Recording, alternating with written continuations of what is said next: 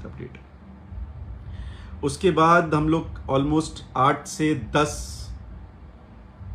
एक से एक मतलब अभी और चूज़ी हो गए हैं। पहले चूज़ करते थे भैया, अभी और चूज़ी हो गए हैं। कंपोजिशन पे इतना ज़्यादा मेहनत करते हैं कि सबकी हालत टाइट होती है। वो खुद एक से एक कभी कभी कंपोजिशन वो रिजेक्ट करके फिर से उसको ये करवाते हैं। बहुत सारे लोकगीत, 8 से 10 लोकगीत है जिसके हम लोग शूट के लिए प्लान कर रहे हैं। छठ के गाने हैं जो ऑलरेडी प्लान चल रहे हैं, क्योंकि भैया को वापस शूट करना है। शूट करने के बाद उनको लंदन भी जाना है। और संघर्ष 2 वन ऑफ द बिगेस्ट, ये ऐसा नहीं कि मैं मैनेजर के नाते या भाई के नाते बता रहा हूँ।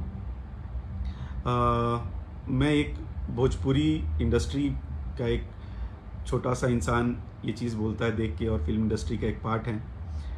सबसे बड़े सुपरस्टार को मैनेज करता हूँ, उसके नाते भी बता रहा हूँ। संघर्ष 2 आई स्वेयर कि मैं थिएटर में ही देखूँगा।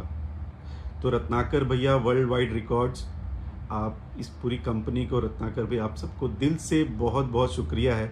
और आपने वो गन वाली देखी है पोस्ट, वो गन वाली पोस्ट सिर्फ एक है, उसके अंदर बहुत सारा तामझाम है, बहुत फाइट सीक्वेंस है। थाईलैंड में शूट हुआ, भुज में शूट हुआ, यूपी में शूट हुआ।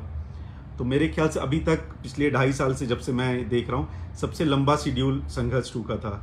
तो मूवी जब भी थिएटर में लगे ये, और हम लोग प्रमोशन भी दिल से करेंगे उस मूवी का।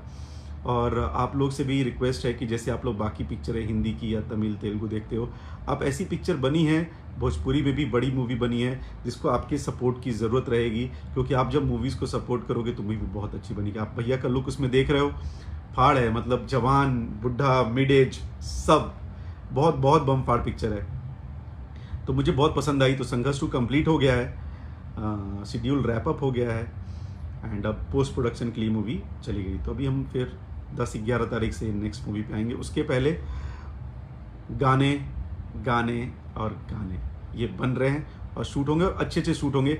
और जहाँ तक मेरा ख्याल